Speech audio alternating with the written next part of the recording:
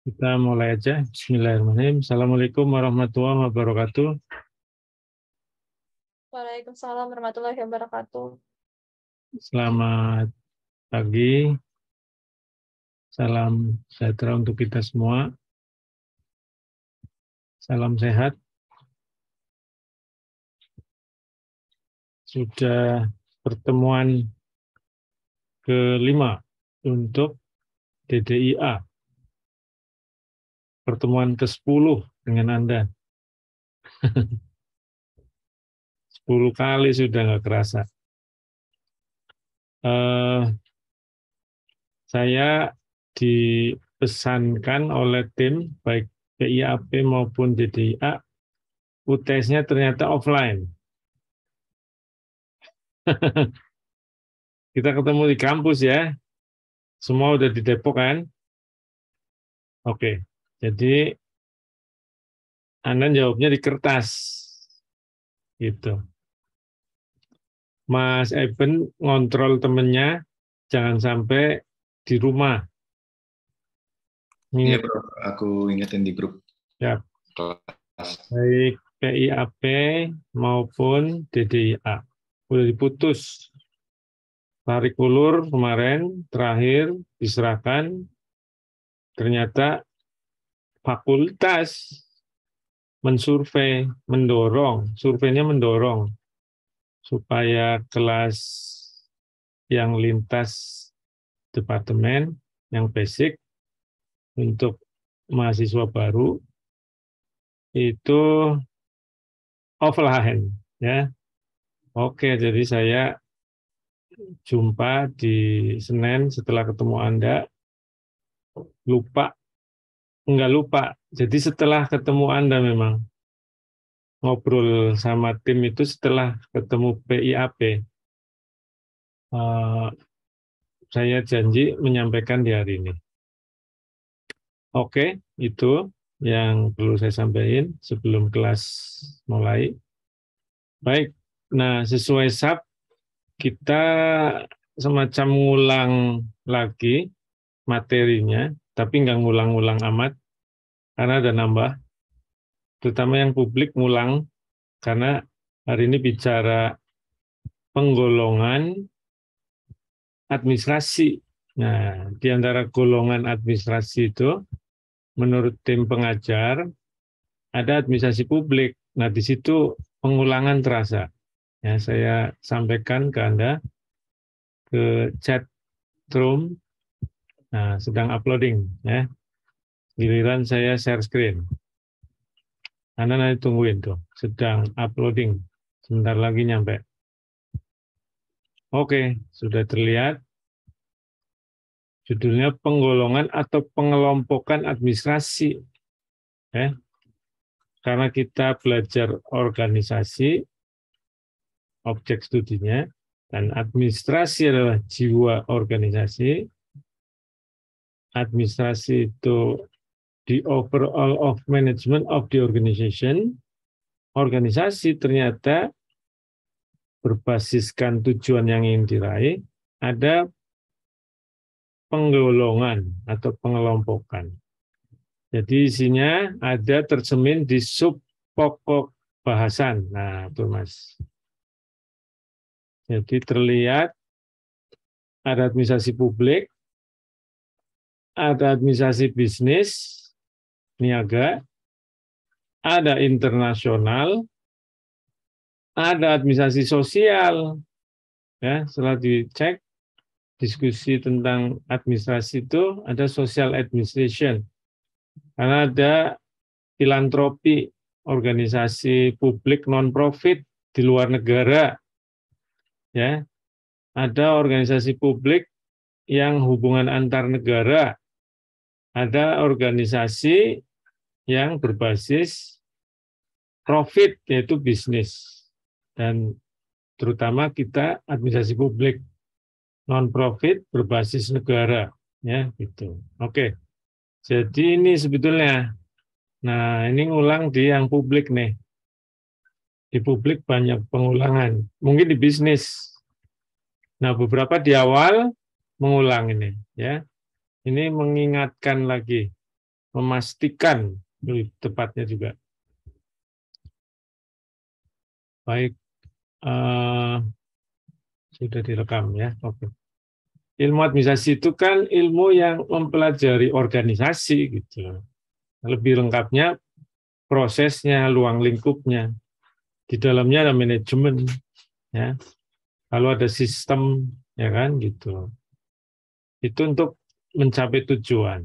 Ya, ada di bisnis, ada publik atau sebaliknya. Jadi sebetulnya publik bisnis akarnya. Tadi yang internasional publik, yang sosial juga publik, ya, publik. Nah, yang private nih khusus perusahaan-perusahaan, ya, swasta, gitu. Kita mempelajari itu, gitu. Oke, lanjut. Nah, ini pendekatan juga pernah disampaikan. Ini pernah diungkap Prof. Azhar Kasim, Prof. Ami. Ini pendapat Prof. Ami. Pendapat Prof. Ami bilang yang mikro itu soft system, ya, dari aspek soft systemnya. Apa yang dimaksud? Perilaku administrasi, nilai-nilai, norma, sikap, persepsi, ya, gitu. Dalam publik maupun private. Nah, kalau Prof. Azhar yang mikro itu pendekatannya administrasi bisnis, ya, yang Prof. Azhar. Yang makro pendekatannya publik, tapi dengan caranya sendiri, diskusi. Prof. Ami kalau ngomong makro itu yang di level pengambilan keputusan, public policy yang besar-besar di dalam sebuah organisasi. Jadi bisa jadi juga di publik dan di bisnis, hard systemnya katanya. Yang makro itu hard systemnya kata Prof. Ami. Ya, kita rujuk pendapat itu, Anda boleh mengacu pendapatnya Prof. Azhar. Kalau makro itu pasti publik, kalau mikro adalah swasta, tapi Prof. Ami soft system, hard system itu ada di publik dan ada di bisnis. Ya, oke. Jadi hard itu soal pengambilan keputusan, tata kelola, reform birokrasinya, ya kan? Itu ada di publik dan ada di bisnis.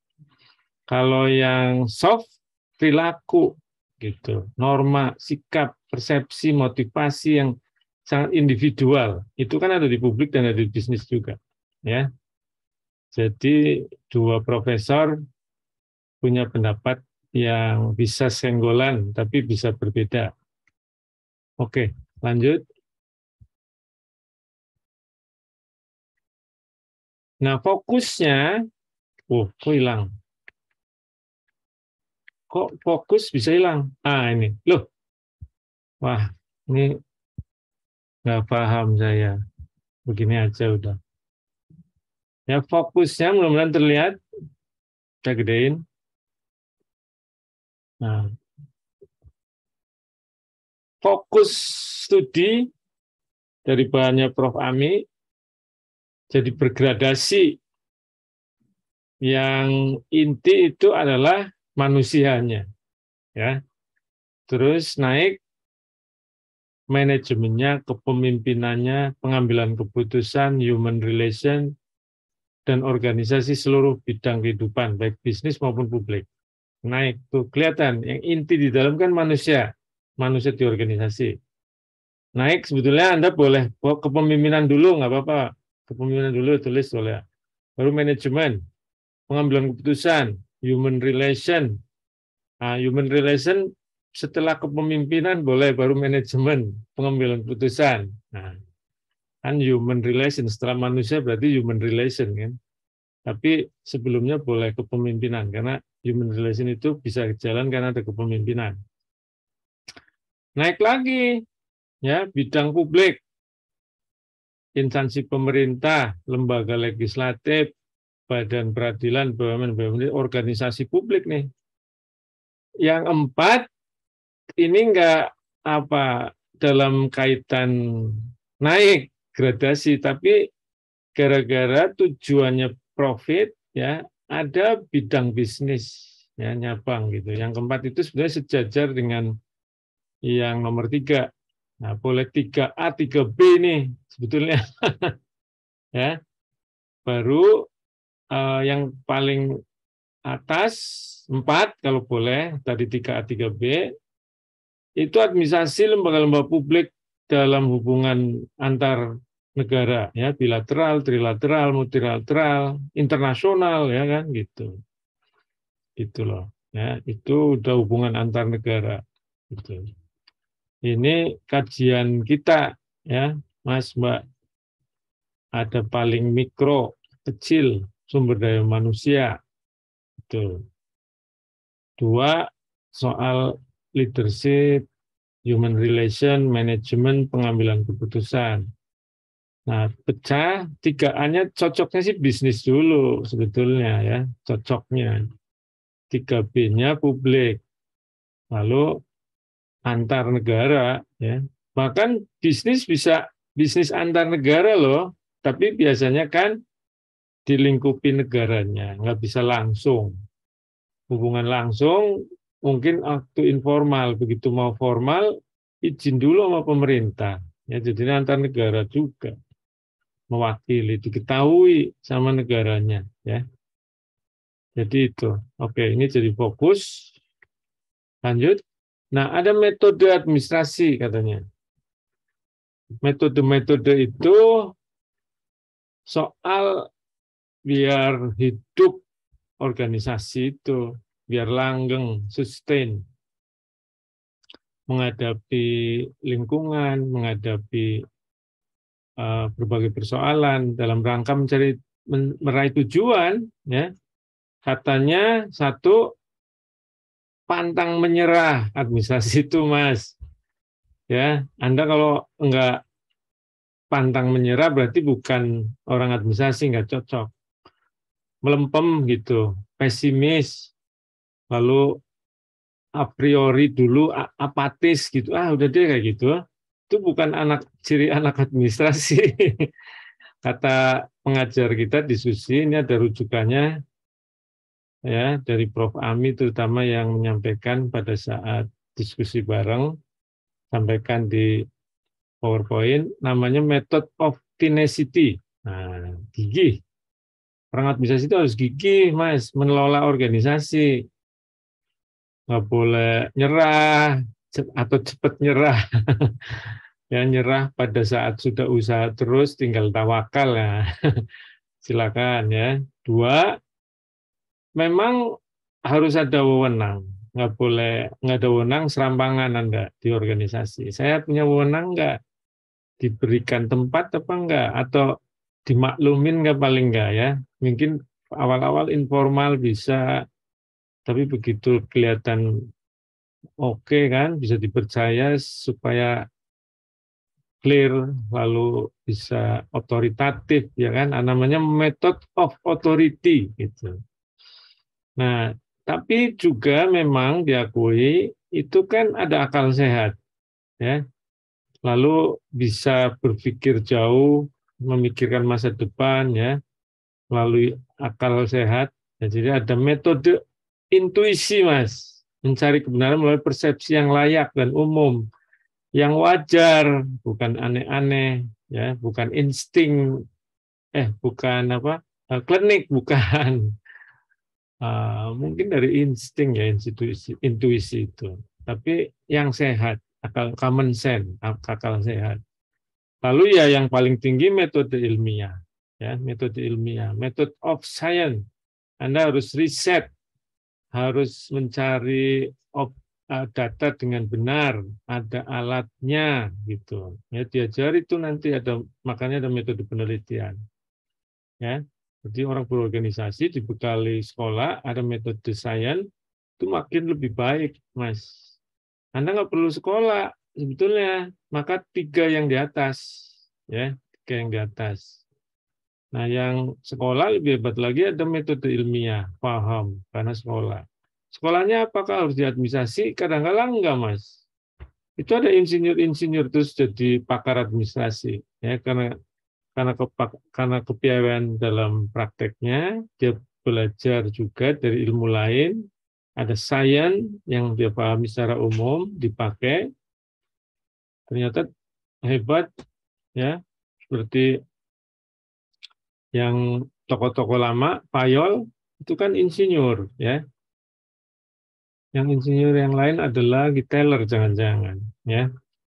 Nah, karena ilmu yang dipelajari dia dipakai untuk mempelajari organisasi, gitu ya. Jadi berkembang, diundang, diakui lagi juga kalau dia ngambil sekolah yang related dengan organisasi, malah jadi profesor, ya, gitu. Oke, lanjut. Ini metode. Nah, di dalam administrasi dan administrasi publik, ya, dalam kurung administrasi dan administrasi publik tentu, ya, karena ini administrasi DDIA yang dengerin publik. Nah, itu ada berbagai teori, Mas. Dan nanti Anda akan ambil di kuliah-kuliah berikutnya. Ini kan kuliah kunci. Kuliah pengantar ilmu administrasi publik juga kunci, gitu. Nah, jadi sejumlah teori disajikan supaya Anda menguasai betul, ya, fenomena administrasi dan administrasi publik. Di bawahnya DLL karena ini nggak cukup, ya, pasti banyak berkembang terus, ada kuliah tertentu yang nanti sesuai perkembangan zaman muncul, ya, gitu loh Mas Mbak. Ini kembali lagi yang slideshow, saya lupa tadi nggak bisa kan di situ. Ya, ini teori organisasi, teori manajemen, teori kepemimpinan, teori pengambilan keputusan, sampai naik, ada metodologi juga.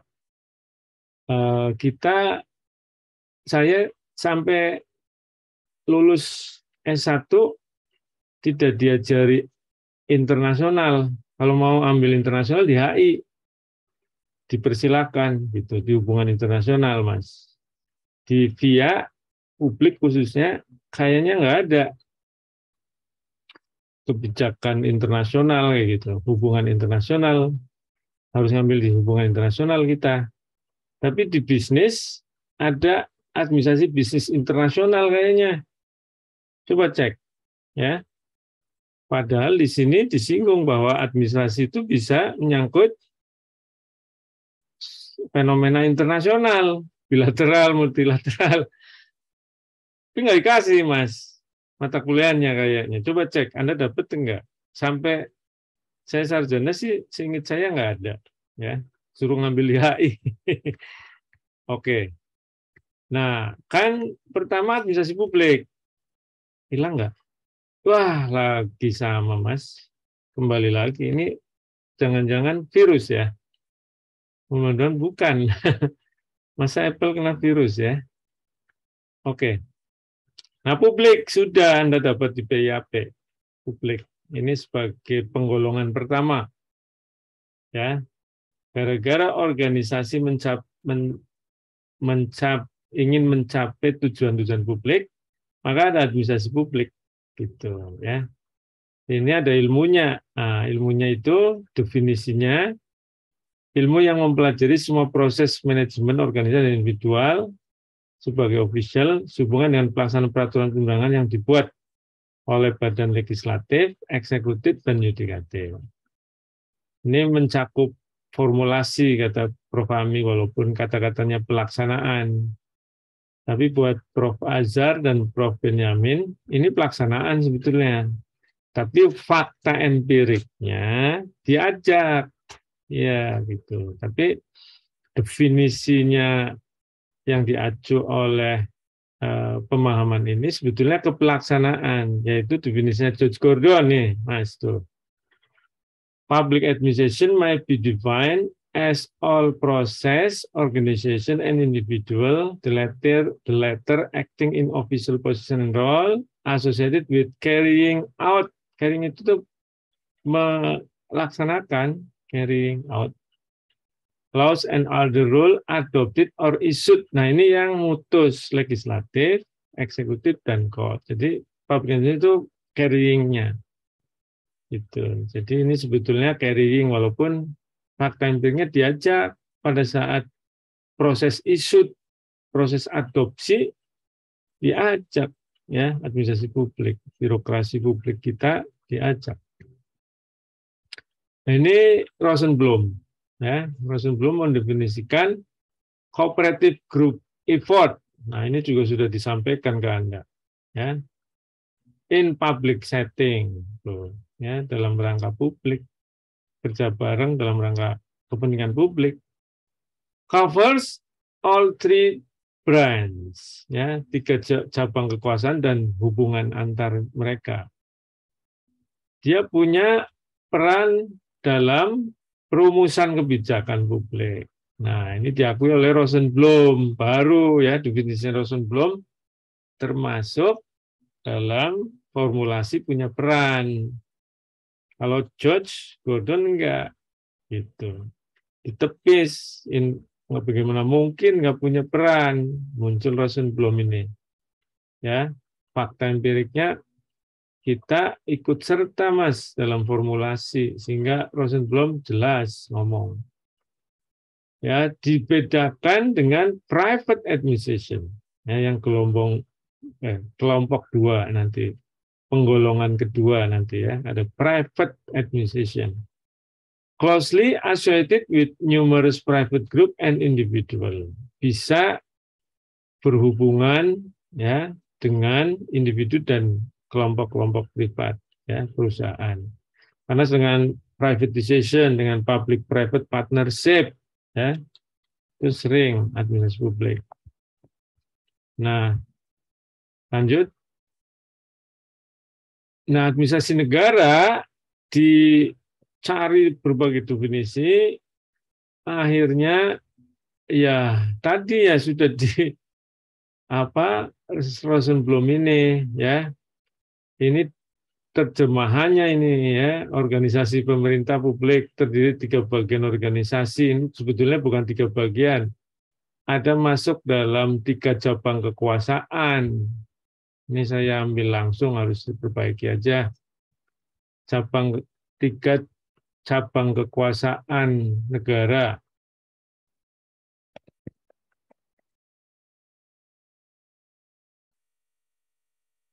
Bolehlah pemerintah. Pemerintahan sebuah negara. Ya. Masuk dalam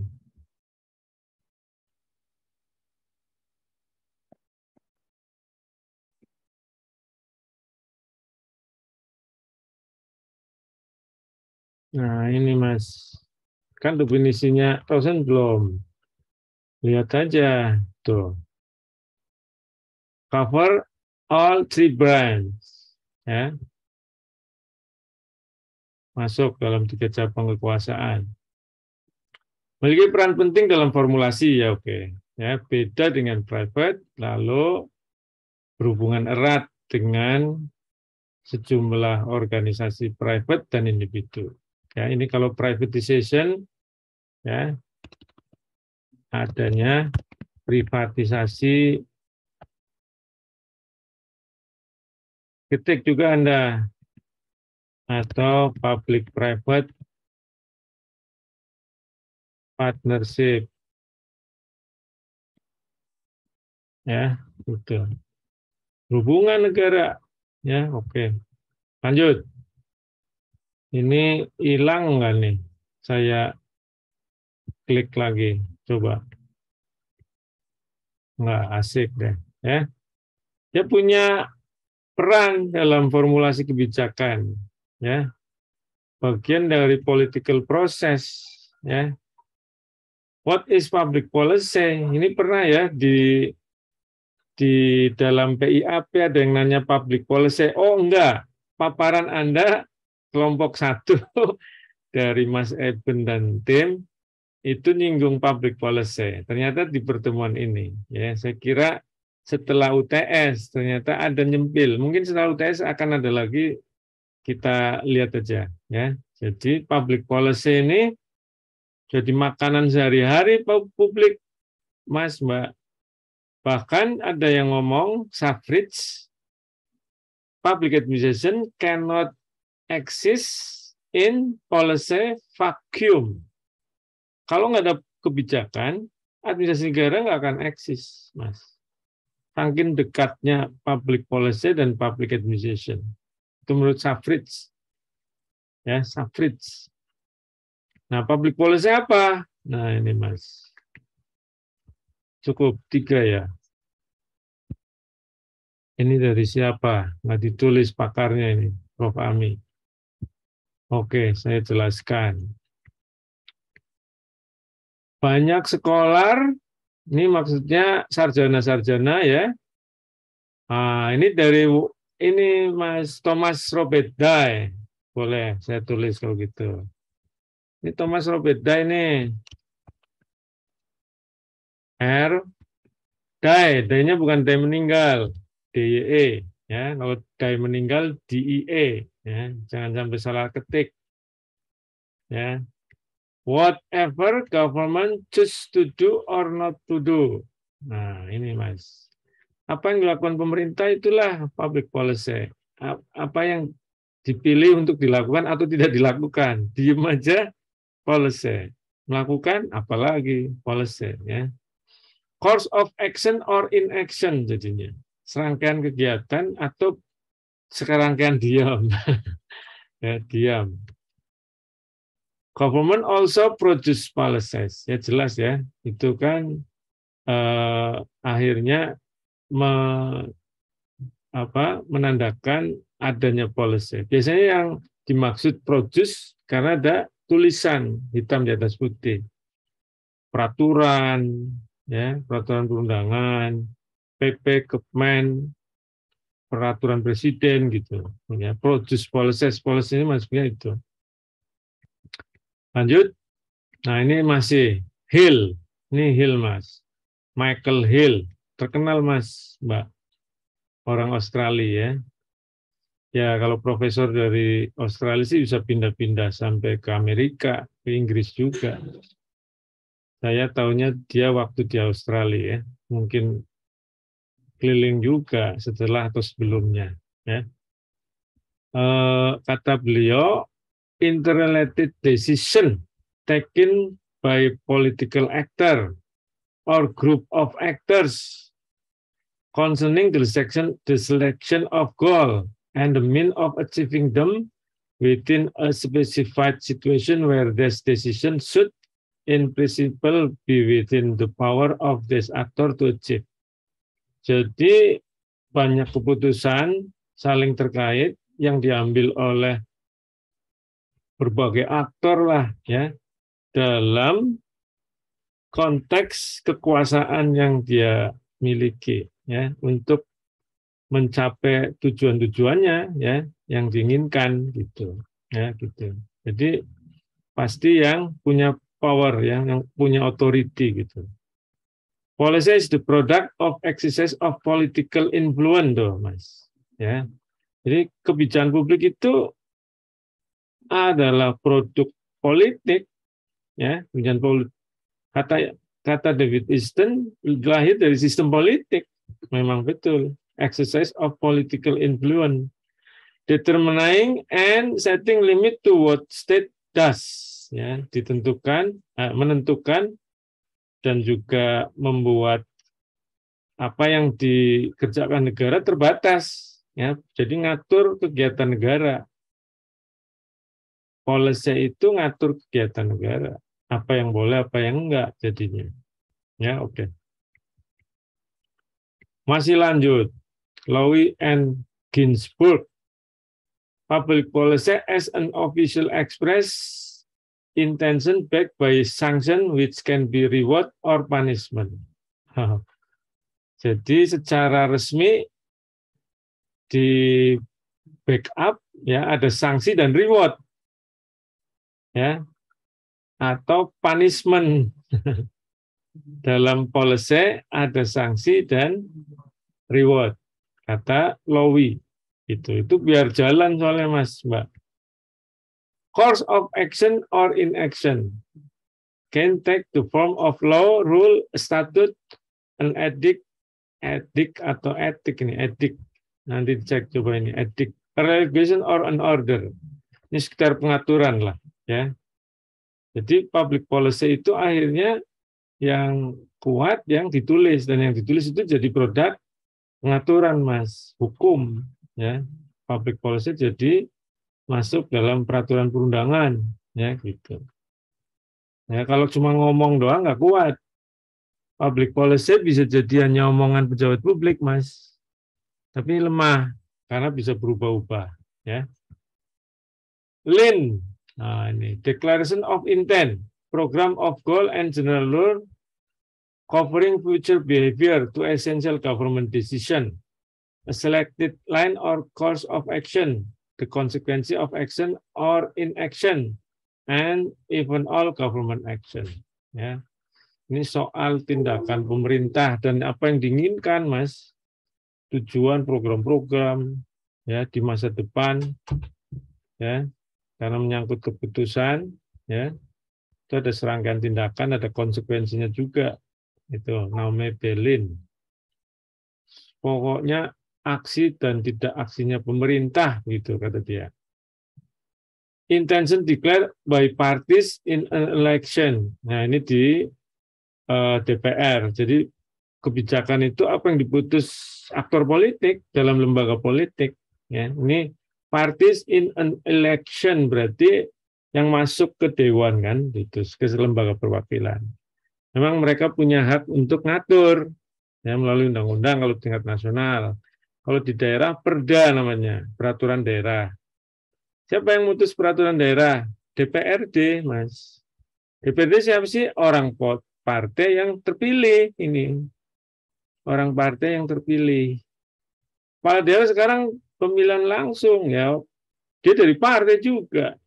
Ya, mewakili partai. Itu kalau nggak dapat partai, Pak Anies nggak nyalon presiden, Mas. Gitu loh. Ya, bingung. Sekarang lagi rame. Siapa calonnya Anda? Ya, rame banget nih. Udah gonjang-ganjing padahal masih 2 tahun lagi. Ya, udah diusung. Nah, kan ketua angkatan akan ngusung. Langsung deklarasi. Nah, Mas Bintang. Deklarasi pendukung siapalah gitu. Ya kan, nanti Anda ditarik deh jadi staf sus presiden. Ini berhasil memengaruhi Sofia gitu, ya. Kalau kalah, wah repot kalau kalah, ya. Wah, udah Anda dapat kritik dari Padekan. Ini jangan dipolitisir nih ya, rame. Lembaga di kampus sebaiknya jangan dipolitisasi gitu ya, jangan, karena Anda masih belajar. Ya mungkin secara individu ada pilihan, tapi jangan sampai mempengaruhi organisasi yang dipimpinnya kita di kampus terpengaruhi itu ya. Nanti dulu belajar politik kampus dulu ya, baru nanti berpolitik beneran. Nah ini Hill, policy proses menurut Hill ya, menurut Hill. Jadi dari tuntutan, support, ya, ini masuk di sini ada mediating. Ini bisa feedback kembali ya. Ini juga feedback dari sini ke sini. Nah, yang pasti ada tuntutan ke sini masuk. Proses namanya political system. Dari sini masuk sini, Mas. Ini mestinya dipanjangin ini. Oh, ada ini ya. Nah, ada belum klik saya. Ini diolah dari sini masuk ke sini sehingga sampai pada political system. Nah, digodok, sebelum digodok aja sudah di sini, Mas. Ya, di sini ini rame.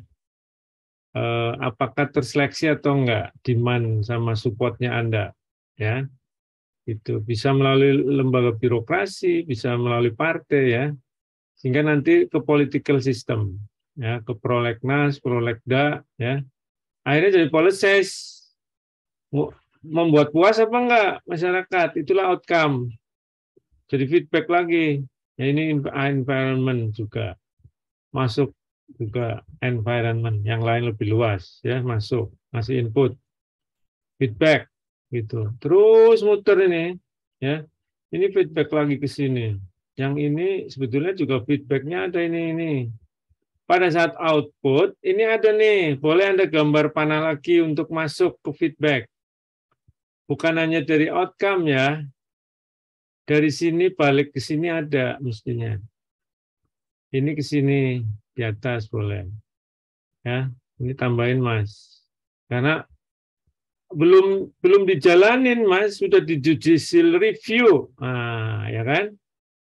Anda mau judicial review, silakan. Ini masuknya di sini, set gitu. Belum jalan, Ciptaker belum jalan, sudah direview. Balik lagi ke sini. Ya, harus diperbaiki sama pemerintah. Lanjut. Ini modifikasi Hill dari Thomas Daya. Nah,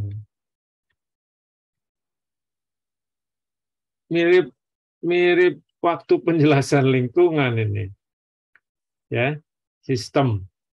Ada input, demand, support, resource, masuk, decision process, policy output, policy outcome. Sebetulnya ini kalau mau modifikasi disebutkan David Easton. Yang awal itu David Easton. Ini sistem politik.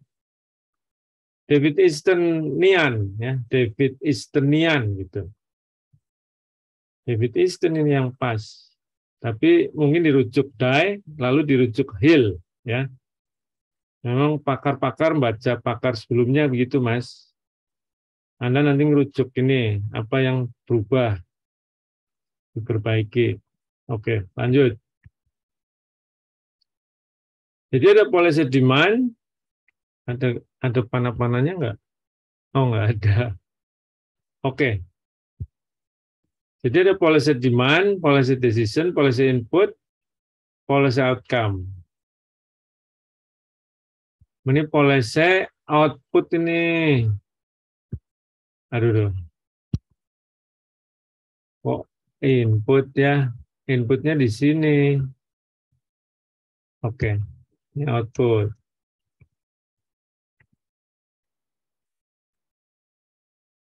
Nah, jadi outcome.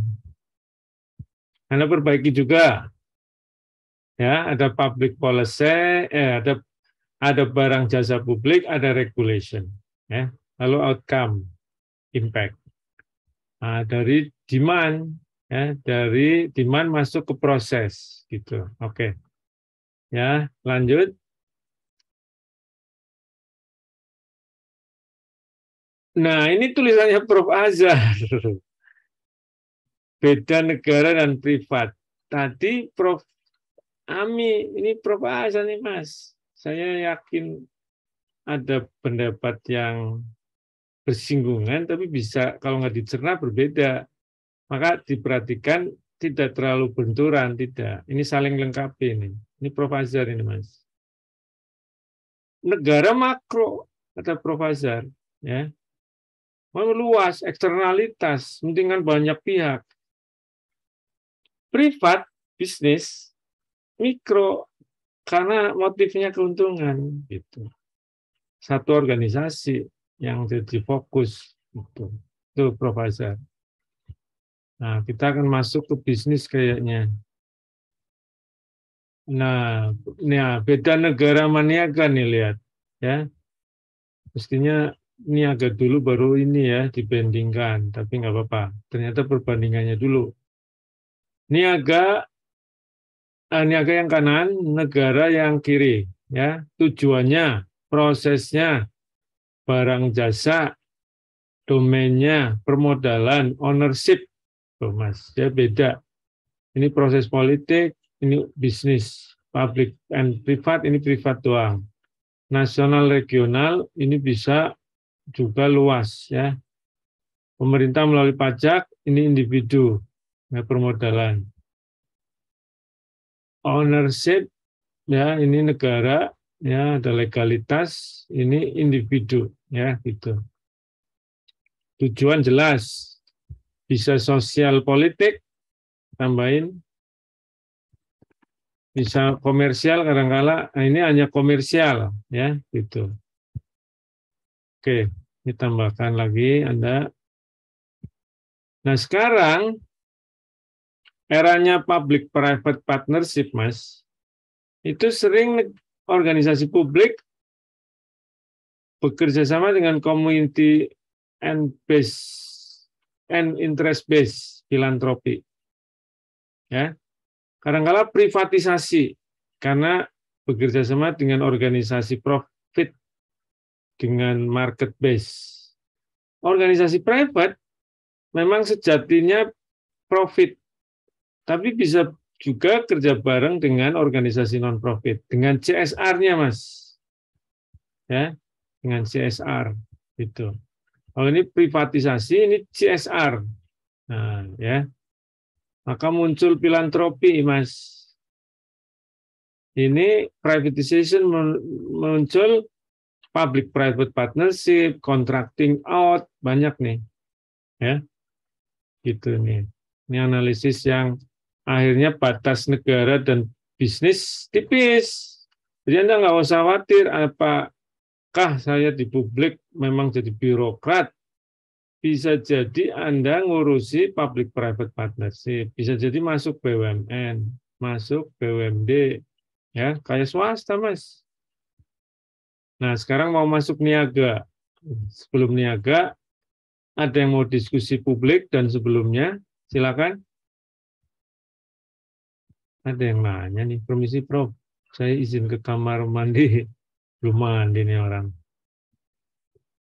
Oh, kurang sehat katanya. Ya deh,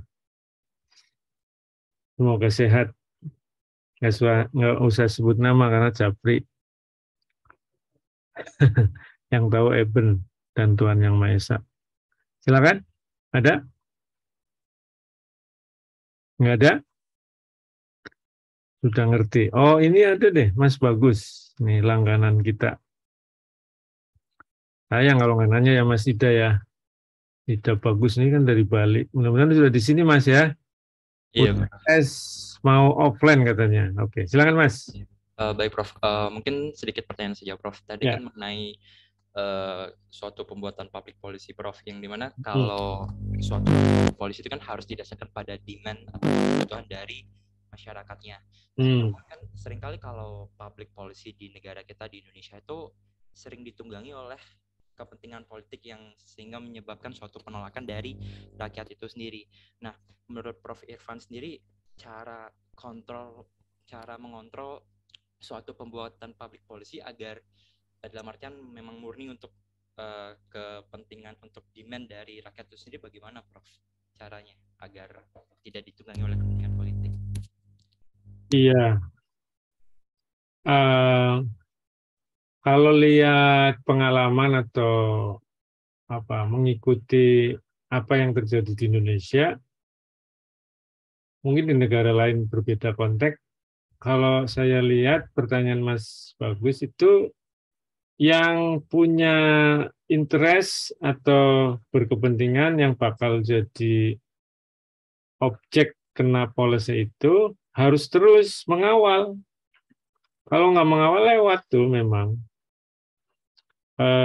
Banyak dipotong pasalnya, diubah pasalnya gitu. Karena otoritatif kalau level undang-undang pasti kan melalui proses di Senayan undang-undang. Nggak ada undang-undang lewat loncat langsung ditandatangani presiden, nggak bisa ya. Itu pasti itu lebih menuai tolakan kalau nggak melalui karena peraturannya dan sebagainya dalam demokrasi melalui wakil rakyat, karena kita demokrasi tak langsung, ya kan? Kalaupun mengakomodasi demokrasi langsung, kalau Anda mau nyampein aspirasi, ya, sesuai bidang-bidangnya. Jadi dikawal, mahasiswa kalau concern bidang tertentu, ya tahu misalnya undang-undang Sisdiknas, kan kena Anda, undang-undang Sisdiknas. Yang kena masyarakat secara umum, mau merubah ya contohnya yang belakangan IKN sudah lewat ya, yang lagi digodok, yang akan ke depan KUHAP ya, yang ngurus narkoba, yang ngurus juga tentang katanya mau dirubah lagi juga kepolisian gara-gara Sambo, ya. Itu kan Anda nggak terkait langsung, tapi ini persoalan bangsa, ya, gitu. Itu mesti ikut dalam memantau sehingga malah bisa menyampaikan aspirasi secara langsung, gitu, ke gedung Senayan sana. Nah itu, begitu ada kesesuaian pasti kan akan terus ngalir, ya. Atau jangan-jangan lewat sehingga nanti Anda bisa dari Mahkamah Konstitusi, gitu, ya. Kalau substan bisa ke Mahkamah Agung, enggak kaitannya ke Undang-Undang Dasar. Kalau kaitannya ke Undang-Undang Dasar, ke Mahkamah Konstitusi. Nah itu sudah seperti itu di negara maju juga gitu, ada peluang untuk mengoreksi kembali walaupun sudah jadi. Dan itu harus dikawal lagi juga, nggak mungkin dibiarkan. Kalau dibiarkan maka pemerintah akan melaksanakan. Pada saat pelaksanaan itu ada sejumlah peraturan pelaksanaan. Itu boleh juga Anda aktif, gitu. Ya supaya sesuai lagi dengan undang-undang. Kalau undang-undangnya nggak sesuai, ini Anda mestinya dijegal di sebelumnya. Ya, kalau sudah terlanjur, ya nanti tunggu proses evaluasi, implementasi, atau Anda juga nekan kembali ke DPR untuk melakukan revisi. Nah, atau judicial review ditolak, Anda bisa terus meminta diskusi, gitu, ya, karena sangat mungkin masih berbeda dengan kepentingan masyarakat lebih luas, tapi jalan sangat mungkin, Mas, ya. Mungkin ada diskusi yang melihat bahwa tekanan-tekanan yang ada belum kuat, ya, jadi dibiarkan, ya, riak-riak kecil itu sering tidak dijadikan perhatian atau dibiarkan ada, tapi ya udahlah biarin aja, jalan aja terus, karena memang sudah otoritatif itu kan. Kalau nggak lewat itu nggak bisa undang-undang apapun, ya, kan nanti ilegal, ya, gitu. Jadi mesti lewat itu. Nah, Anda mungkin merasa bahwa wah ini berarti susah, ya, ya. Anda lihat levelingnya, apakah undang-undang, apakah perda provinsi, kabupaten kota dekat dengan kita dan bisa lebih mudah, ya, bisa lebih mudah karena dekat dengan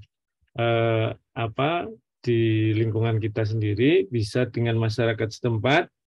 Kalau ada perda yang nggak cocok sesuai pembagian tugas, ada pusat, ada daerah, soalnya, Mas, gitu. Nah, kalau nasional kan undang-undang. Ini memang perhatian secara keseluruhan. Nah, biasanya ada beberapa hal yang masyarakat lepas tidak memantau, ya, tidak memantau. Banyak soalnya yang jadi bahan untuk dijadikan undang-undang. Dan undang-undang yang sudah jadi juga banyak banget. Dan ada undang-undang yang rutin, yaitu APBN, di daerah APBD perda, ya, itu juga biasanya lolos. Yang memperhatikan LSM. Anda lulus S1 boleh jadi pendiri LSM. Sesuatu juga kalau niatnya baik, bagus, Anda seriusi, jadi itu ada LSM namanya maki, tugasnya maki-maki orang. Maki, ya kan? Itu ada itu beliau ini yang diriin mantan anggota DPRD, Mas.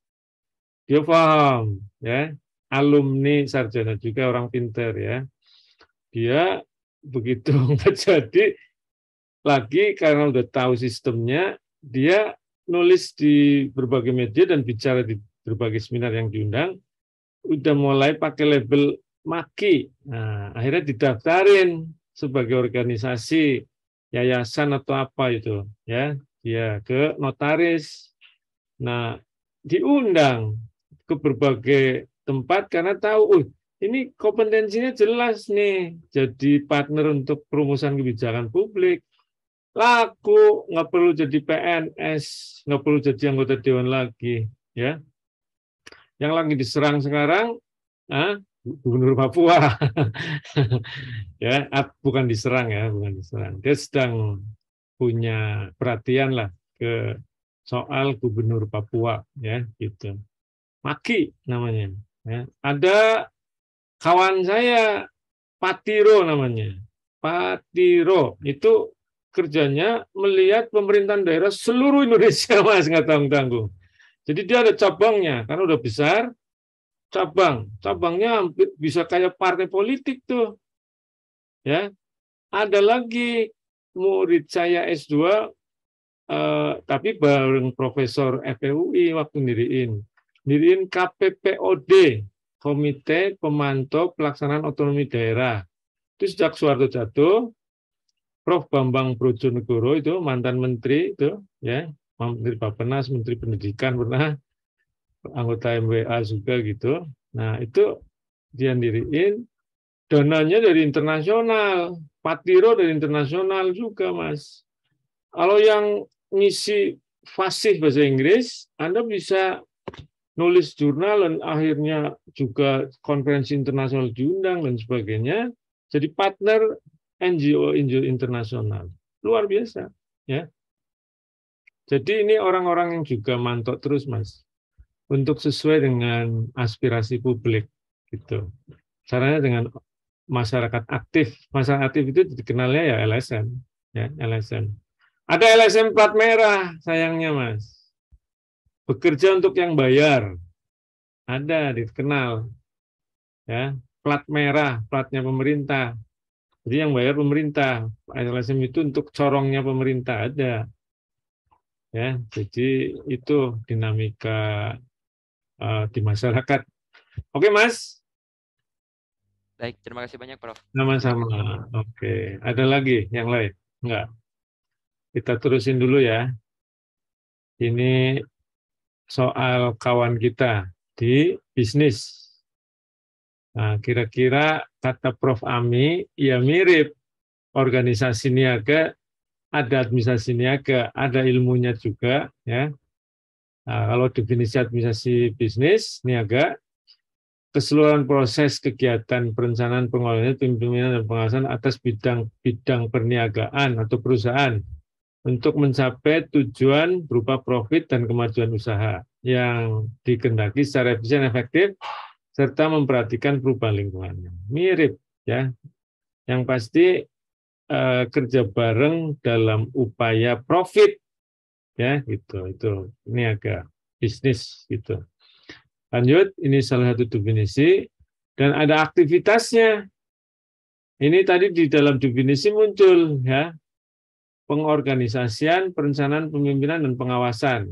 Nah, ya, mulai dari perencanaan sebetulnya ini kebalik nih. Boleh diganti, ya.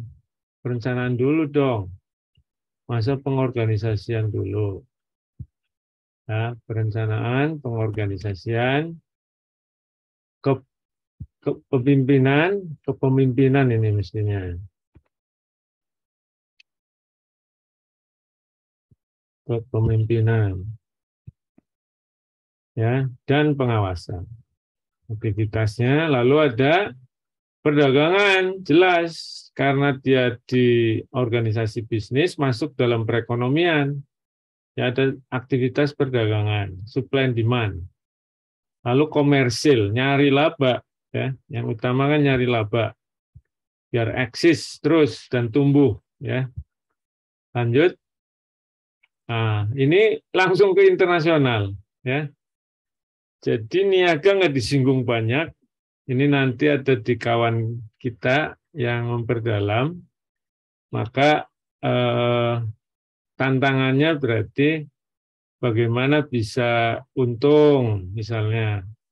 Berarti harus lihat pasar, maka ada potret pasar, ada R&D pasar, riset operasi, ya, gitu. Nah, bagaimana saham menghitung kalau masuk ke bursa efek karena ditentukan oleh nilai saham, ya, gitu. Sampai begitu, ya, sampai akhirnya tumbuh ilmu administrasi niaga, ya, mempelajari administrasi niaga itu ada akuntansi, ya, laporan keuangan, ya, terkait keuangan itu berkembang juga keuangan bisnis, ya, karena memang ke profit, nah untung laba kan berarti laporannya, ya, akuntansi, ada akuntansi bisnis gitu, ya, itu juga yang membuat berkembang. Nah berikutnya internasional, ya, kita butuh, ya, dan ada tujuannya dan ada bentuk kerjasamanya, maka muncul fenomena ini, ya, dipelajari juga, ya, oleh ilmuwan administrasi yang muncul banyak disinggung di via administrasi di bisnis, mungkin di via UB nih, saya dengar ada di publiknya yang mempelajari ini, sehingga jadi konsentrasi internasional.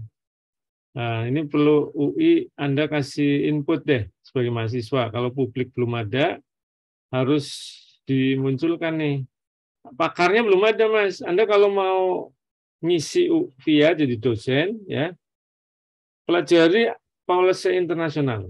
Pelajari sampai S2, S3. Karena via butuh doktor, Anda harus sampai S3. Dan setahu saya kurikulumnya belum dirubah. Ini kan berarti butuh orang, butuh kurikulum, ya, sehingga nanti ada kurikulumnya nyesuaiin. Harus ada orang dulu, jangan nggak ada orang, nanti siapa yang ngajar, ya. Kita dulu zaman saya suruh ke HI kan komunikasinya, policy-nya iya bisa mereka pelajari, tapi begitu mengorganisnya nggak ada pelajaran juga di sana. Jadi akhirnya substance komunikasinya sama policy-nya aja. Policy-nya punya mereka. Kita belajar policy-nya, silakan ke sana. Makanya ada kelas saya yang masuk ke jadi diplomat gara-gara studi yang pilihannya lintas terus ngambilnya di HI, Mas, gitu. Mempelajari policy hubungan internasional. Nah, ini pengertiannya, ya. Kerjasama berdasarkan kesepakatan antar dua atau lebih negara atau non-negara. Nah, ini bisa dengan bisnis kan, tuh lihat. Tapi kan basisnya negara. Dalam mengejar tujuan tertentu yang menguntungkan negara-negara terkait. Kerjasama biasanya diatur dalam satu peraturan internasional yang disepakati, ya, gitu, antar anggota negara-negara atau non-negara terkait. Ini bisa bisnis, kalangan LSM, gitu, ya. Bisa, Mas, masuk. Ada organisasi internasional, ya, memang. Organisasi tetap dan legal yang didirikan berdasarkan perjanjian internasional baik bilateral atau multilateral yang disertai beberapa kriteria tertentu untuk mencapai tujuan tertentu. Ini dirujuk dari Bowet Dewe. Ini Prof. Ami yang nulis, orang namanya Bowet Dewe. Nah, ya, definisi organisasi internasional. Mata kuliah organisasi internasional ada di HI. Ada. Di kita cek nggak ada kayaknya. Coba, Mas, Anda nggak dapat kuliah ini. Di sana diurai gitu loh. Ya, komunikasi internasional, policy internasional ada. Jadi kawan saya yang minat sama internasional ngambil deh. Anda kalau minat silakan, ya, karena skripsi anak publik jarang nulis internasional, ya. Lanjut. Ini udah bisa nggak dengan ini? Ah, bisa, sip. Jadi karakteristiknya ada proses kerjasama, ya, gitu, antar dua negara atau lebih. Kalau nggak ada kerjasama, ya nggak akan muncul, ya. ASEAN, kayak OKI, MEE, EU, ya, Perserikatan Bangsa-Bangsa yang paling besar, ya. Lanjut.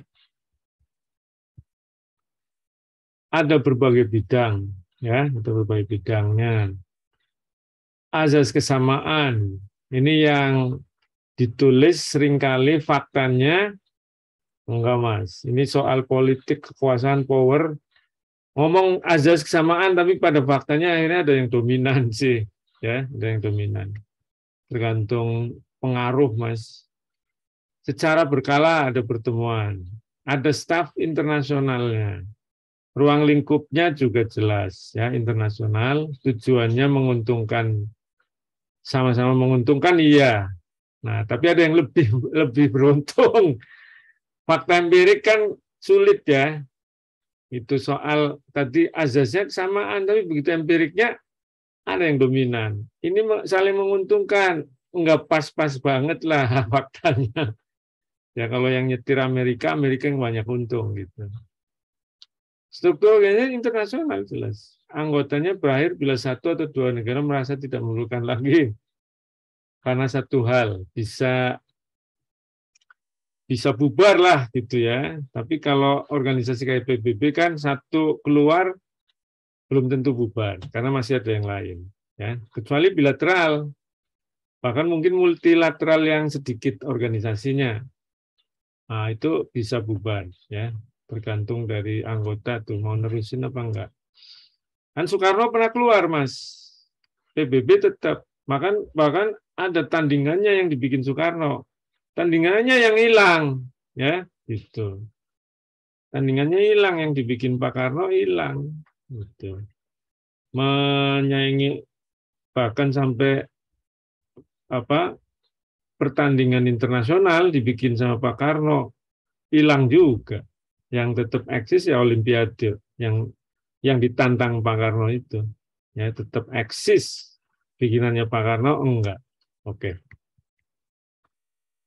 Nah, ada beberapa tipe ya dibentuk oleh negara yang tidak dalam konflik. Nah, dibentuk negara dalam konflik bisa muncul ya.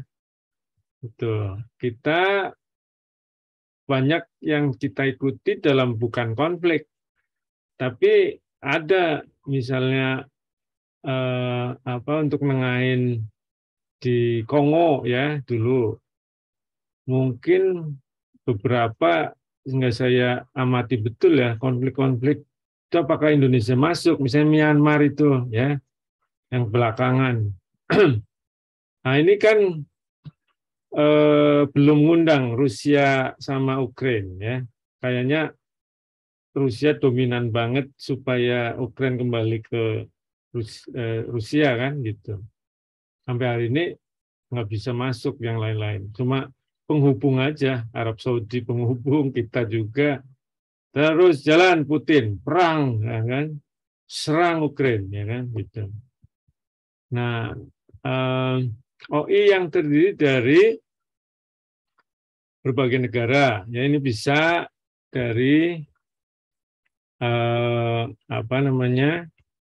jumlah organisasinya atau bukan karakter yang ngisi anggotanya ya dari negara, ada non negara, oke, ini dari karakter bentar biar Anda nggak bingung, ini dari karakter anggotanya. Anda tambahin tuh. Ini dari apa? Motivasi atau pendorongnya ya. Dari adanya konflik atau tidak ada. Bolehlah biar lengkap ya. Ada dari bidang ya, dari bidang. Ini keamanan. Organisasi internasional menurut bidang. Harusnya gitu loh. Menurut bidangnya. Nah, contoh, ya kan, gitu loh. NATO, SEATO, ya, gitu. Ini contoh bidang keamanan. Nah, ada terakhir yang semua negara nih, semua negara dan banyak bidang, kemudian juga bisa ada konflik, bisa nggak ada konflik, ya kan? Gitu. Ini unik nih kalau UN. Karena jangkauannya adalah untuk semua negara ya. Didirikan tahun 45 ya. Sebelumnya adalah Liga Bangsa-Bangsa ya. Gitu. Bisa ada negara, ada non-negara. Ini ya cikal bakal negara sebetulnya, Palestina sama Vatikan ya. Gitu. Nah, sampai hari ini masih eksis. Dapat tantangan pada masanya Donald Trump. Ya, Donald Trump merasa dirugikan karena bayarin sejumlah beban dari PBB ya, gitu. Nah, tapi sekarang pulih lagi di bawah Joe Biden ya. Nggak menjadi masalah lagi lah, gitu kira-kira. PBB menurut analisis sejumlah orang kritis, ya ini tangannya negara-negara besar, ya baik negara komunis maupun negara liberal, gitu ya. Ada Rusia, Cina yang punya veto, di sisi negara-negara Barat juga punya veto. Nah, itu negara yang menguasai Perserikatan Bangsa-Bangsa. Lebih kritis lagi di atasnya, ini kecurigaan mohon tidak diartikan mengadu domba antar agama ya, Bapak Ibu. Ada kecurigaan kritis, ya ini menghantam kelompok agama tertentu ya, dipakai jadi tangan ya. Perserikatan Bangsa-Bangsa. Ya, analisis terhadap keberadaan PBB itu udah muncul ya. Sekarang minta Ukraina sendiri tuh supaya Rusia dicabut hak vetonya. Udah mulai nih ya, udah mulai ada kritik lagi ke PBB ya, gitu. Karena memang udah sidang umum atau sidang Majelis Keamanan PBB 5 negara atau 6 ya yang punya hak veto bisa membatalkan, Mas. Dibatalkan. Bahkan cuek terhadap keputusan. Bisa. Nggak membatalkan, tapi nggak dijalani. Kan udah mulai terasa tuh di era sekarang ya. Oke, ini ada ASEAN. Nah, ASEAN juga sebetulnya konflik nggak konflik muncul ya. Oh ini kenapa ya? Apa harus digabung? Gitu. Enggak. Oke, benar. Didirikan tahun 67 ya. Oke, ini contoh lagi multilateral ya ini sama PBB multilateral. Oke. Jadi ini mungkin bisa ditulis tambahan multilateral. Ini juga kawasan.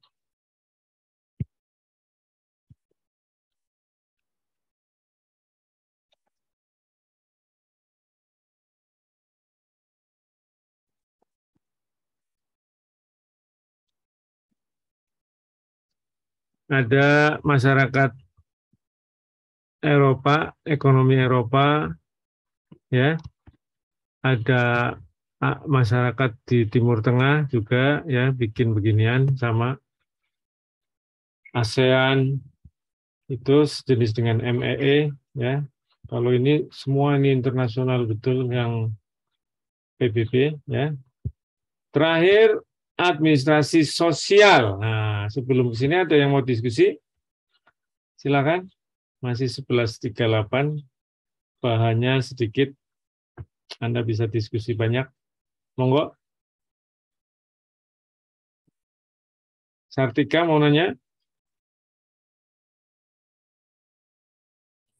Belum, Prof. Belum. Yang lain? Bintang mau nanya, Bintang?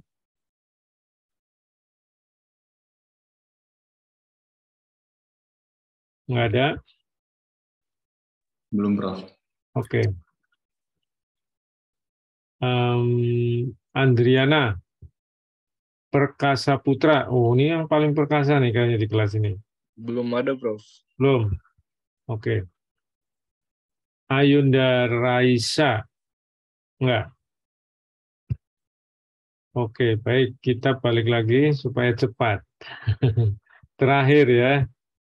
Tahu nih slide terakhir betul. Jadi tadi ditanya oleh Mas Bagus untuk mantau supaya sesuai dengan yang diputus dari policy sesuai dengan keinginan masyarakat. Salah satunya oleh masyarakat aktif. Ya, itu sering disebut non-governmental organization NGO. Dalam bahasa Indonesia bisa LSM, lembaga swadaya masyarakat. Ya. Nah, itu sebetulnya kalau di dalam bahasan sekarang ya namanya administrasi organisasi sosial. Ya. Administrasi sosial singkatnya. Di atas ditulisnya administrasi sosial. Karena memang di luar negara dia mewakili kepentingan publik non-profit gitu. Ini organisasi yang dibentuk oleh individu atau kelompok berdasarkan pada tujuan bersama dalam memenuhi kebutuhan sosial bersama. Ya, sosial, ada tujuan-tujuan bersama yang non-profit. Walaupun sih hitungan-hitungannya ya biar bisa eksis gitu aja, ya jalan. Organisasi keagamaan, filantropi umum yang bisa bukan keagamaan, ya. Tadi LSM yang membidangi tertentu muncul, Mas. Karena sama-sama ingin beresin apa tuh ada singkatannya itu MAKI, korupsi kalau nggak K-nya itu, ya, biar nggak ada korupsi. Ada yang geram, apa tuh gerakan apalah, ya anti korupsi juga.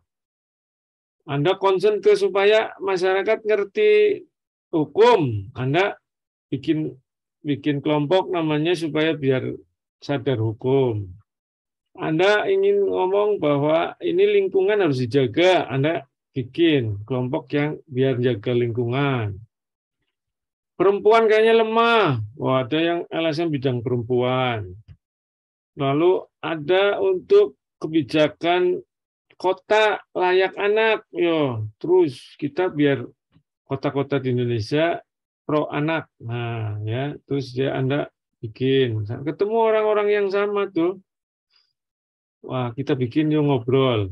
Akhirnya dengan niat serius, ya, tadinya sumbangan bareng-bareng, akhirnya bisa jadi partner pemerintah, jadi partner bisnis, ya, jadi lembaga think tank, mikirin ya, hidup Mas, jangan khawatir. Kalau Anda keluar rumah, insya Allah akan memberikan rezeki, ya, nggak, aduh takut banget nggak jadi pegawai negeri saya. Nah, jangan takut Mas, asal Anda bergaul, silaturahmi, ya, ketemu bukan untuk santai-santai atau kongko-kongko tanpa tujuan, ya, lain lagi itu sih, lain lagi. Harus ada greget tujuan, ya. Pertama Anda pasti akan keluar biaya, ya, dan itu harus dipahami, ya, karena memang sosial, namanya juga sosial, Mas Eben, sosial kan saling berbagi gitu ya, gitu. Jadi timbul kepentingan bersama, Mas. Syarat dengan nilai prinsip sosial yang berlaku di dalam masyarakat, silakan, karena kan tadi mau lingkungan lah, anti korupsi itu kan, gitu loh. Bukan keuntungan, makanya namanya non-profit, Mas. Walaupun hidup punya organisasi dihitung dari ada pemasukan, tapi lalu dinamakan non-profit karena nggak untuk bisnis. Produknya bukan sebuah bisnis, bukan.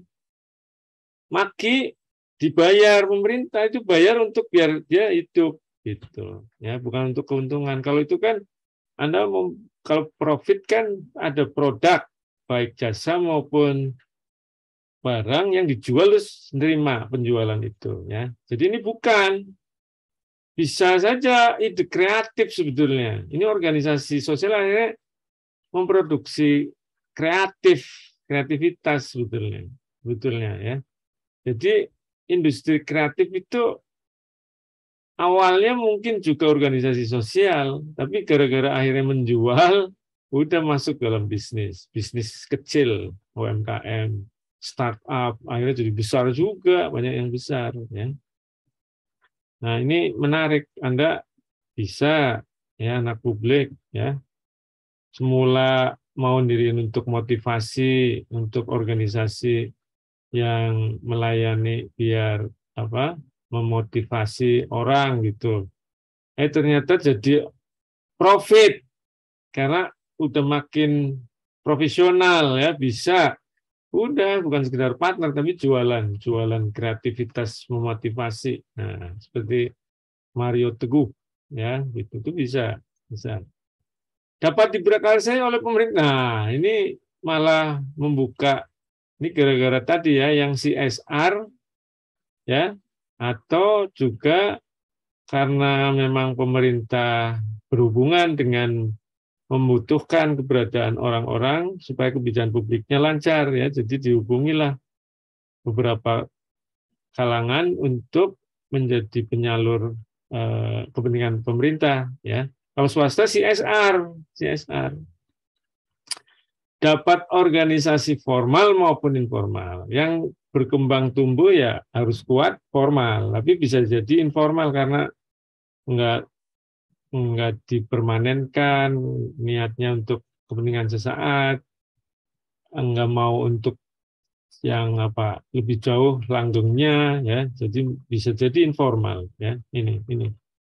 Dan ini bagian dari public administration sama kayak internasional ya gitu. Public administration tapi tingkat internasional ini bisa di grassroots ya, bisa di tingkat nasional ya. Tapi aktivitasnya jangan dikira bisa suatu saat tumbuh jadi internasional seperti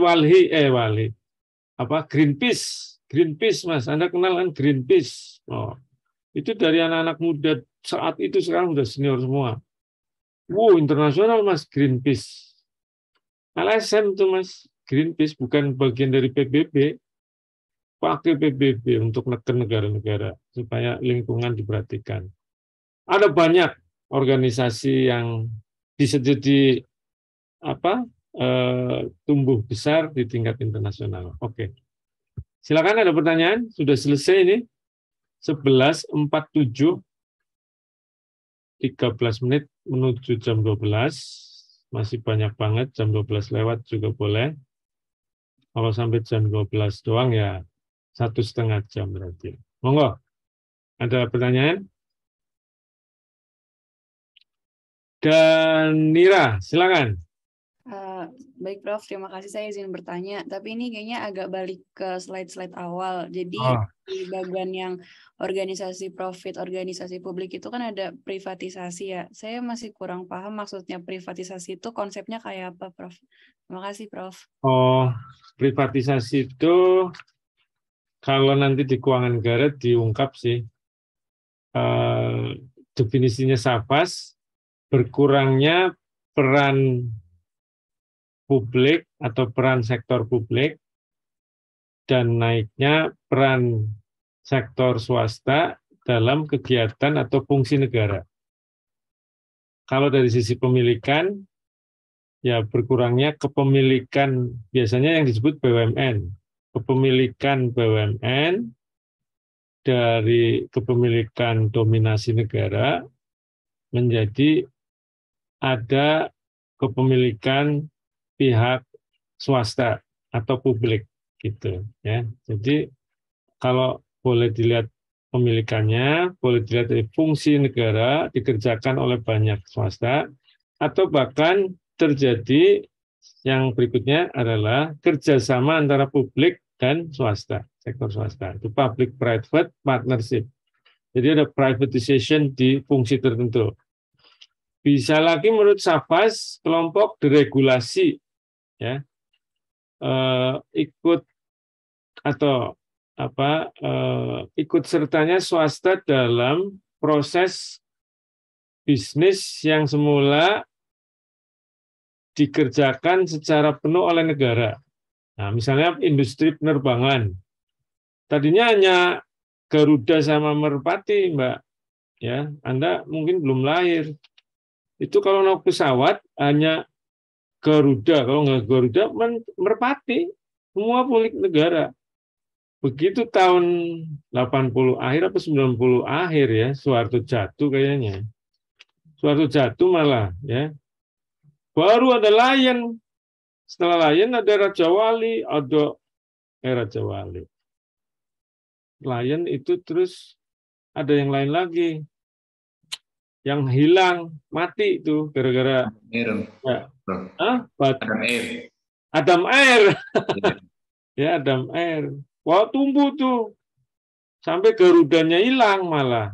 Nah, itu ada privatization dalam deregulasi. Ya, dalam deregulasi. Jadi, itu gambar, itu hubungan antara negara dan sektor privat, Mbak. Ya, jadinya. Ini memungkinkan tuh, yang ini. Sebetulnya organisasi publik sejatinya non-profit. Begitu dibuka swastisasi, ya privatization, itu bisa berorientasi profit dalam bidang tertentu. Ya, jadi mengambil keuntungan juga negara bisa, ya, gara-gara ke arah privatization. Dia bekerja bareng, berkontak dengan organisasi profit. Ya. Banyak jalan dari fungsi kepemilikan deregulasi gitu. Itu menurut Safas.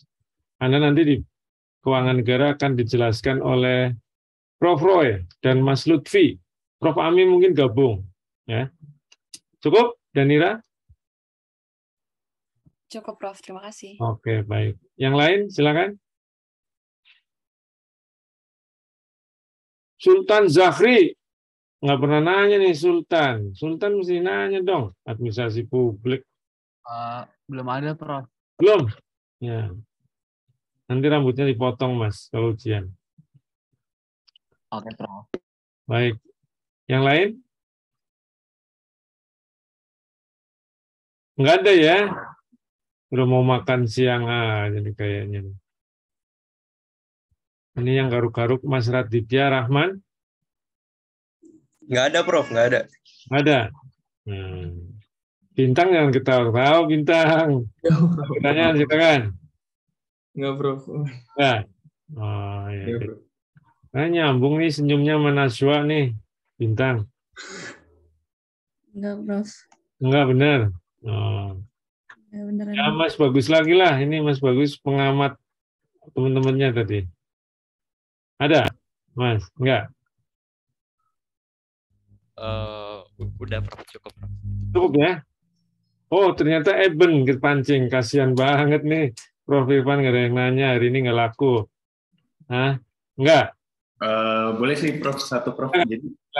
Jadi kan di PowerPoint awal kan Prof. Irfan kan jelasin tentang kebijakan publik policy. Nah, aku ingin bertanya tentang dari sisi pemerintahnya nih, dari sisi pemerintah. Jadi kan perumusan kebijakan publik itu kan antara aktor politik yang menawar atau negosiasi dalam mewujudkan suatu kebijakan kan. Nah, sehingga untuk memperkuat keberhasilannya perumusan kebijakan publik kan didukung oleh para pemangku kepentingan, yaitu si policy stakeholder. Nah, pertanyaanku apa sih landasan mereka dari sisi pemerintah dalam merumuskan kebijakan publik tertentu? Mungkin ada yang tepat sasaran bagi masyarakat, mungkin enggak gitu. Jadi landasan mereka dalam merumuskan kebijakan publik. Ya, pertama tentu bidang apa policy-nya, ya. Misalnya pendidikan. Nah, kan berarti anak sekolah, orang tua, pendidik, lalu pengelola tuh sekolahan itu misalnya, ya. Jadi akhirnya pada saat nyusun kebijakan, DPR, partai politik atau pemerintah yang mau merumuskan itu manggil stakeholder itu. Ini mau bunyi pasalnya begini, kena nih nanti soal SPP, kena nih orang tua. Nah, Bagaimana bunyinya yang pas untuk ngatur pemerintah nanti bakal ngenain setiap unit sekolahan, ngenain SPP Anda. Gitu loh, ya. Nah, udah kasih rumusan. Nanti akan ada counter dari pihak lain yang ngelola sekolah. Ada ya counter dari mungkin guru ya, guru sendiri juga, guru memandang proses itu. Kan sekolah nggak hanya soal SPP, gedungnya, kurikulumnya, ya kan, gitu. Itu baru soal pendidikan, Mas. Ini yang lagi rame, Sisdiknas itu membuat guru-guru pada demo adalah karena di Undang-Undang Sisdiknas yang sekarang dengar-dengar soal insentif itu dipotong, dihilangin, jerit deh guru-guru, Mas. Ada yang lain saya nggak baca ini, nggak dikasih, nggak ada yang ngasih ke saya itu draft Sisdiknas. Kalau ada saya baca dari awal gitu, ya. Karena kita punya ilmu itu, Mas, ya. Dulu sistem hukum mau pengantar hukum dikasih untuk Anda bisa ngamati produk peraturan loh, ya. Anda bisa komentar gitu. Nah, itu baru Sisdiknas, Mas, ya. Belum kesehatan, Anda bisa lihat siapa aja stakeholdernya. Kan begitu diputus kena semua, Mas. Jangan kaget-kaget kalau nggak ikut, terus baru kaget-kaget di belakang, ya. Ya, udah Pak, biarin saya kaget nanti judicial review. Nggak apa-apa juga, nggak apa-apa. Ya, begitu kaget judicial review. Judicial review-nya Anda kalah, repot jalan terus, ya. Nah, kesehatan, pendidikan, kehutanan, ya, perdagangan ada minyak goreng itu pelaksanaan tuh undang-undang di atasnya ada undang-undang perdagangan. Tapi kayaknya soal tarif minyak goreng itu udah domain pemerintah dalam pelaksanaan. Nah, itu dalam pelaksanaan begitu aja juga mengundang perhatian stakeholder. Undang-undang Sisdiknas, nanti ada peraturan pemerintah, ada peraturan presiden, kan, peraturan pemerintah, keputusan menteri. Nah, Mas Menteri itu bikin aturan terus untuk satu undang-undang. Itu. Jadi produk undang-undang dioperasionalkan oleh sejumlah peraturan, banyak banget dari peraturan presiden sampai peraturan menterinya. Saat peraturan menteri dibuat, juga mengundang stakeholder. Saat peraturan presiden dibuat, juga mengundang stakeholder. Sama kayak dengan undang-undangnya. Sama. Jadi dilihatnya konsistensi. Nah, yang lagi menarik perhatian Anda sekarang itu tenaga kerja. Ciptaker. Ciptaker diputus, itu soal pensiun sama jaminan pensiun sama soal untuk honornya mereka gaji, UMR. Nah, Ciptaker dianulir sama MK, pemerintah tetap ngeluarin peraturan berdasarkan Ciptaker, kan disalahin. Akhirnya disalahin, dia tetap bikin aturan ngacu yang lama. Isinya sami mawon katanya. Tenaga kerja tetap turun jalan. Ya, ini rame, serius. Sampai akhirnya BBM naik, tambah sensitif. BBM naik, Mas. Ya, BBM waktu naik malam-malam nggak ada orang protes, diem-diem, itu yang jadi masalah juga. Katanya memperhatikan supaya jangkau dan sebagainya. Siapa yang diajak saya nggak ngerti. Siapa aja tuh yang diajak untuk mutus BBM naik. Ya, jadi akhirnya Sabtu malam, Minggu nggak kosong, Senin demo. Sampai hari ini ada demo. Demonya anak-anak daerah ke Pemda, kasihan mereka. Padahal yang mutus di Jakarta. Anda kalau ketemu orang Pemda di daerah masing-masing, itu bilangin sama kepala daerah, sama Satpol PP di situ, sama ketua dewan, jangan dihalangi pintunya, jangan, diterima aja. Diterima, monggo. Jadi nggak ada kerusakan, nggak ada ban-ban bekas dibakar, nggak ada. Jadi diterima aja, diterima begitu mahasiswa ngomong, saya tampung. Ini bukan urusan Pemda, bukan berarti kami cuek. Nanti saya sampaikan ke pemerintah pusat. Gitu. Jadi tolong kalau ada saudara di Pemda, jangan dihalangi, percuma. Itu cocoknya demonya di Senayan sama di Istana Merdeka, baru cocok. Ya, jadi semua kumpul di Jakarta silakan. Tapi kalau di Pemda kumpul nggak dilarang, ya. Tapi jangan dihalangi, itu pintu gerbangnya nanti dirusak sama mahasiswa sama buruh. Diterima aja perwakilan, terima, kan nggak ada yang rusak. Baru datang jam 8, ya nggak usah lama-lama dihalangin, nggak usah jam 8 pula itu ketua DPRD, kepala daerah dan sebagainya, silahkan perwakilan ya. Nah, sudah diterima, bubar kalian, sudah ada yang masuk, didengar. Oke, kami terima, nanti saya sampaikan ke pemerintah pusat. Selesai, Mas. Itu di daerah.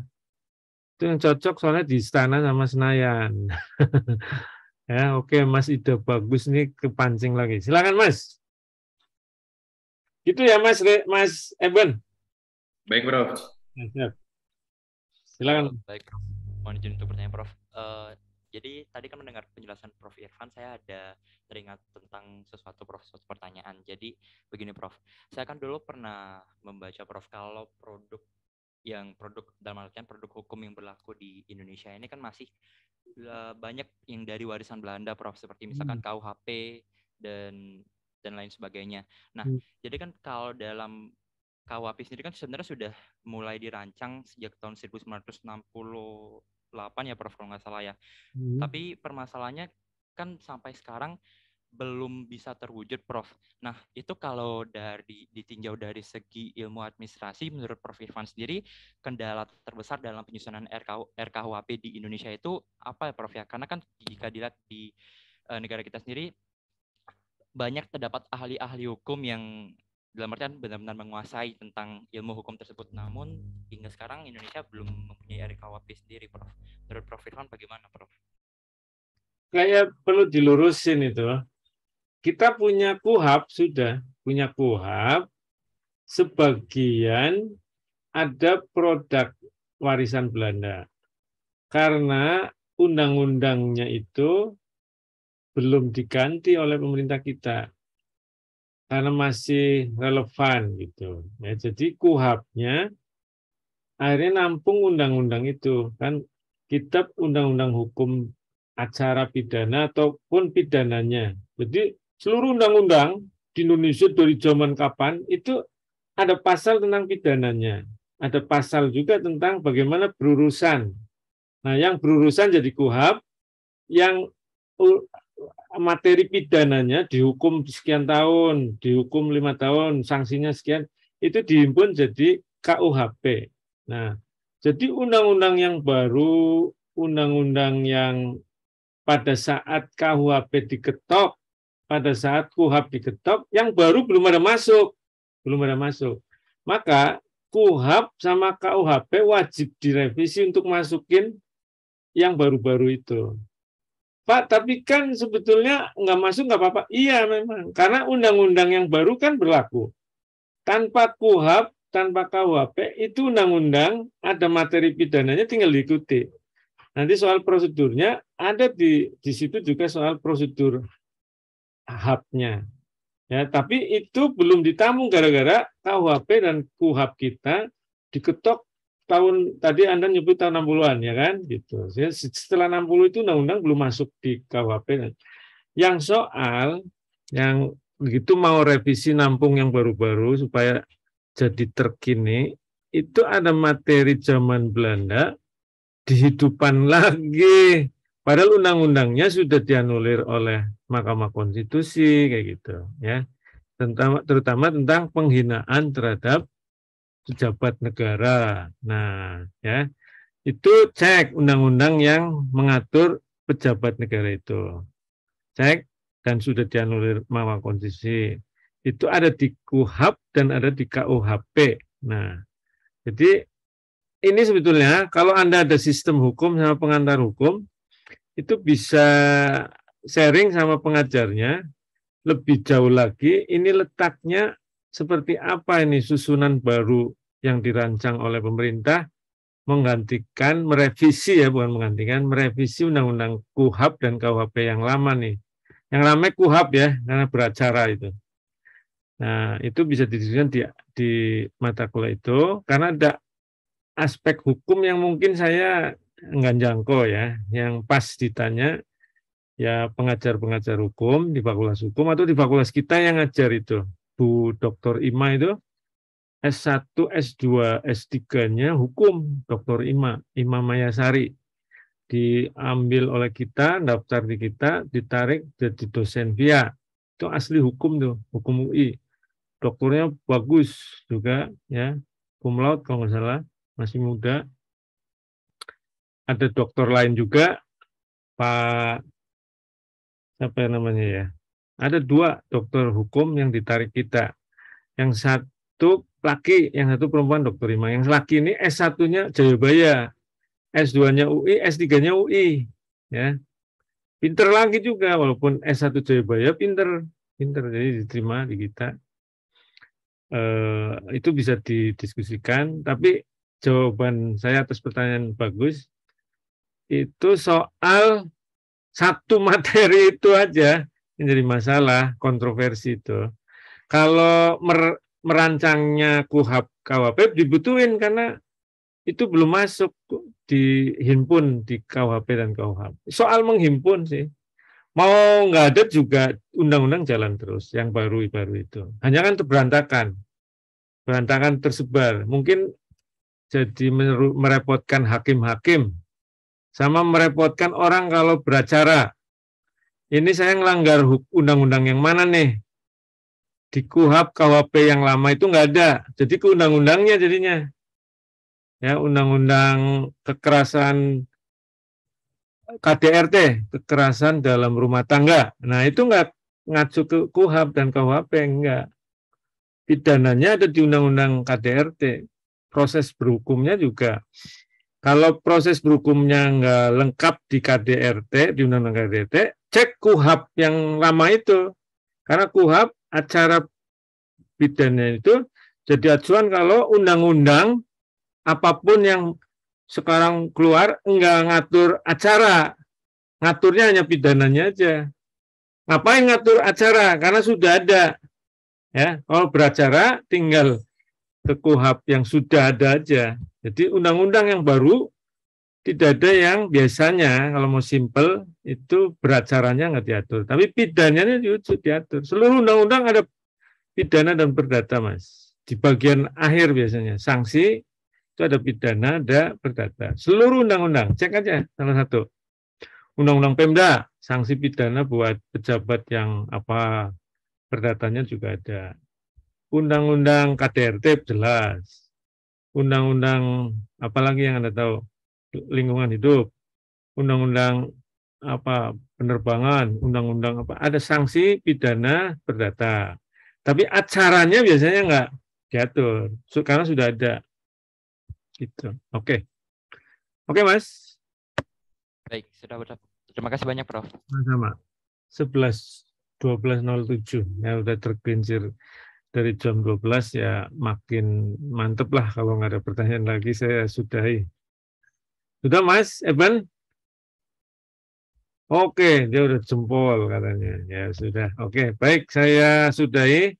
Terima kasih atas perhatiannya. Siap-siap semua ya, karena kita akan ketemu ya. Sehat selalu, gitulah kira-kira ya. Assalamualaikum warahmatullahi wabarakatuh.